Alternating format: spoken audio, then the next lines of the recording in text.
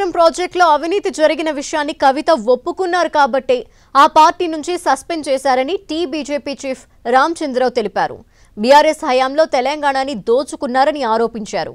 అటు మొన్న కాళేశ్వరం కూలితే ఇప్పుడు బీఆర్ఎస్ కూలిందని బీజేపీ ఎంపీ లక్ష్మణ్ విమర్శించారు.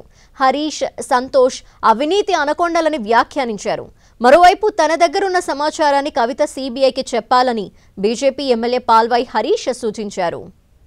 బీఆర్ఎస్ పార్టీ ప్రభుత్వంలో మా సోదరుడు అంటే కజిన్ మా బావ బాగా ఎక్కువగా తిన్నారు. తెలంగాణని మొత్తం కూడా దోచుకొని ఈ రోజు అది పంచుకున్న సమయంలో వాళ్ళ మధ్యాహ్నం విభేదాలు వచ్చినాయి. రెండోది ఆ ఒక సభ్యురాల్ని పార్టీని తీసేయటము, కుటుంబం నుంచి బహిష్కరణ చేయటము, ఇదంతా వాళ్ళ కుటుంబ విషయము, పార్టీ విషయము. కానీ ఒక వాస్తవం అయితే బయటపడ్డది. బీఆర్ఎస్ ప్రభుత్వంలో అవినీతి జరిగింది. ఆ అవినీతి ధనాన్ని ఇంకా పంచుకుంటూనే ఉన్నారు. ఆ పంచుకోవడంలో వాళ్ళ మధ్యన వచ్చినటువంటి విభేదాలు ఈరోజు బయటపడ్డాయి. కాళేశ్వరం 3 పిల్లలు కూలిపోతే ఇవాళ బీఆర్ఎస్ 3 ముక్కలు అయిపోయింది. కాబట్టి ఈ అవినీతి పాలనను భారతీయ జనతా పార్టీ అక్కడ కూడా చేర్చుకోవాలి. ఇవాళ నీతివంతమైన పాలన బీజేపీ వల్లనే సాధ్యమని చెప్పి మొత్తం దేశం ఇవాళ గుర్తించి 20 రాష్ట్రాల్లో మోదీ నాయకత్వంలో ప్రజలు అవకాశం ఇచ్చారు. అదే రకంగా తెలంగాణ ప్రజలు కూడా ఇది చూస్తున్నారు, నీతివంతమైన పాలన కావాలని. నేను కవిత గారిని కోరేది ఒక్కటే, ఈ సందర్భంగా సిబిఐ ఎంక్వైరీ రేపల్లి నుంచి స్టార్ట్ అవుతుంది, ఎఫ్ఐఆర్ బుక్ అవుతుంది.